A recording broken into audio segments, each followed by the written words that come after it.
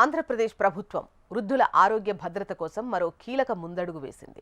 70 ఏళ్లు నిండిన ప్రతి వ్యక్తికి పీఎంజేఏవై వయో వందన పథకం కింద సంవత్సరానికి 5 లక్షల ఉచిత వైద్య సేవలు అందించబోతున్నట్లు మంత్రి డోలా శ్రీ బాల వీరాంజనేయ స్వామి ప్రకటించారు.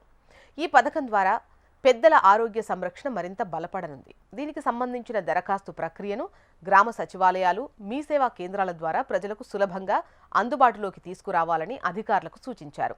అలాగే దివ్యాంగుల సంక్షేమం కోసం యూనిక్ డిజబిలిటీ ఐడెంటిటీ కార్డులు జారీ చేయడానికి రాష్ట్ర ప్రభుత్వం చర్యలు చేపట్టింది. యూడీఐడి కార్డు పొందడానికి ఎటువంటి సామాజిక లేదా ఆర్థిక ప్రమాణాలు అవసరం లేదని మంత్రి స్పష్టం చేశారు. దివ్యాంగులు కూడా మీ సేవ గ్రామ సచివాలయం ద్వారా మనమిత్ర వాట్సాప్ గవర్నెన్స్ ద్వారా స్లాట్ బుకింగ్ చేసుకుని తమ హక్కులను పొందొచ్చు అని తెలిపారు. స్లాట్ బుకింగ్ చేసుకున్న తర్వాత నెల రోజుల్లోగా సర్టిఫికేట్లు అందేలా చూడాలని అధికారులను ఆదేశించారు. ప్రస్తుతం రాష్ట్ర వ్యాప్తంగా దాదాపు 25 లక్షల మంది ఈ పథకానికి అర్హులుగా ఉండే అవకాశం ఉందని అంచనా.